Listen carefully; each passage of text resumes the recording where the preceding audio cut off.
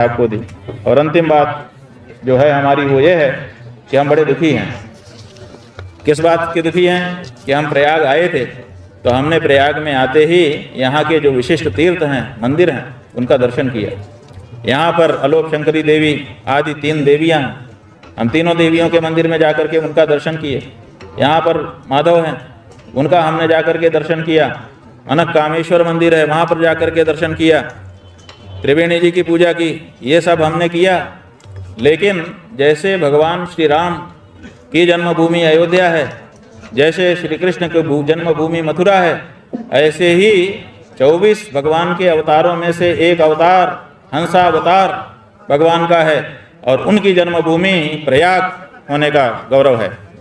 लेकिन प्रयाग में जब हम आए, इतना बड़ा कुंभ पर्व आयोजित हुआ, तो भगवान श्री हंस की जन्मभूमि के और वहाँ पर स्थित हंसकूप हंस तीर्थ के दर्शन करने का जो मौका हम चाहते थे कि हमें मिले, वो हमको नहीं मिल पाया।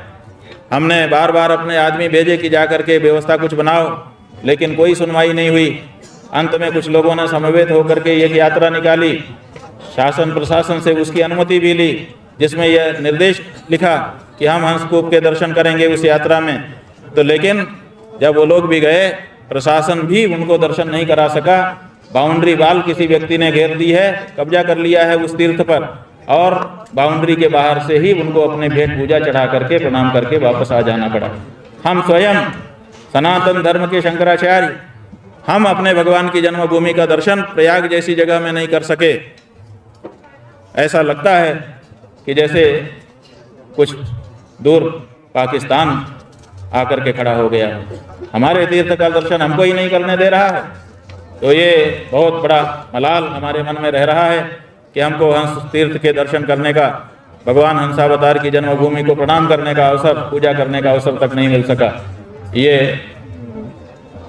ऊर्जे सिते नमम्याम्बई हंसो जात स्वयं हरि ही, शास्त्रों में, भागवत पुराण में और दूसरे शास्त्रों में यहाँ का वर्णन किया गया है। ऐसा हंस तीर्थ आपके प्रयाग के झूसी क्षेत्र में विद्यमान है। वहाँ पर किसी एक व्यक्ति के द्वारा स्थान को कब्जा कर लिया गया है और इससे करोड़ों करोड़ सनातन धर्मी अपने आराध्य की पावन भूमि के दर्शन और उसके पूजन से वंचित हो रहे हैं। इस बारे में भी हम समझते हैं कि अयोध्या मथुरा में जैसे आंदोलन चल रहा है, क्या यहाँ का प्रशासन ये चाहता है कि हिंदू फिर अपने हंसावतार की जन्मभूमि को प्राप्त करने के लिए भी इसी तरह का एक आंदोलन प्रयाग में भी शुरू करें? और अगर ये चाहता है तो इस बारे में भी स्पष्टता कर देने की आवश्यकता है। हम तो मारे हैं, जो देखो वही हमको मार रहा है। कहीं अयोध्या में कोई कब्जा कर लेता है, कहीं मथुरा में कोई कब्जा कर लेता है हमारे पावन स्थान को, और प्रयाग में भी ये होने लग गया। तो अगर यही हो रहा है तो यहाँ के लिए भी एक आंदोलन हम लोग शुरू करेंगे और उसका जिम्मेदार यहाँ का प्रशासन होगा, यहाँ की सरकार होगी। तो ये बात भी हम कहने चल जाना चाहेंगे। बहुत दुख है कि हमारे ही तीर्थ में हमको दर्शन पूजन करने के लिए मौका नहीं मिल रहा।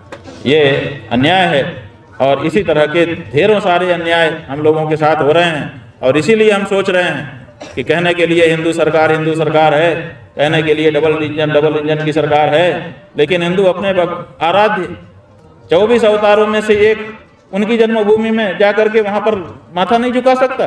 बाउंड्री से उसको पीछे धकेल दिया जाता है। अगर ये सब हो रहा है तो हम सनातन धर्मियों को मानने के लिए पर्याप्त कारण है कि अभी हमारी सरकार नहीं है। हमारी सरकार नहीं है तो फिर हमको इस बारे में प्रयास शुरू करना पड़ेगा। तो ये एक बात है जो हमने आपके सामने रखी है। आप सब लोगों ने, पत्रकार बंधुओं ने विशेष करके, इतने कठिन वातावरण में भी निरंतर अपने धर्म का, पत्रकारिता के धर्म का निर्वाह किया है। और बहुत सारी समाचार जिनको दबाने का प्रयास इस बीच में किया गया, उनको भी